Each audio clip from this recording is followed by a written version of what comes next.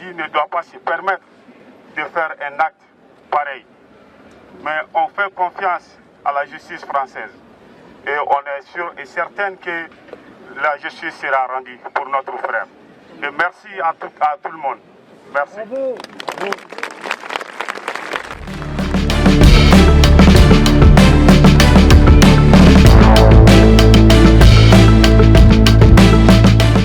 On demande à Allah qu'il apaise la souffrance, la douleur et la tristesse de leur famille. Et on demande à Allah qu'il nous libère de l'islamophobie. Et qu'il le fasse par nos mains, par notre mobilisation et par notre union, Inch'Allah. Allahumma amin.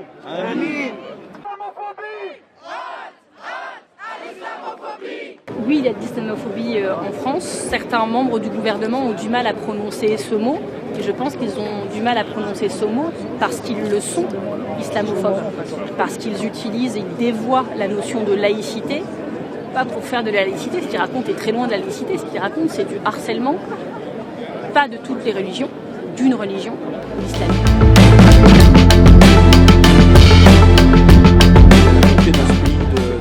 Racisme qui est celui de l'islamophobie, voilà, qui est suscité à la fois par le choc des civilisations qui veut essayer de transformer tout conflit dans le monde en un conflit entre religions, donc ça fait monter à la fois l'antisémitisme et l'anti-islamophobie, mais aussi des tenants d'extrême droite, y compris au gouvernement, qui font de l'islamophobie une politique soi-disant de laïcité, alors que ce n'est qu'une politique raciste, donc il faut que ça s'arrête.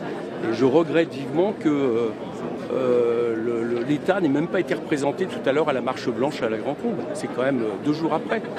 Voilà, donc il faut réagir, je trouve ça bien, il y a pas mal de gens ici, on a pris l'initiative et dans les semaines à venir, il faut une grande marche nationale, je pense, de plusieurs centaines de milliers de personnes pour dire que ça suffit.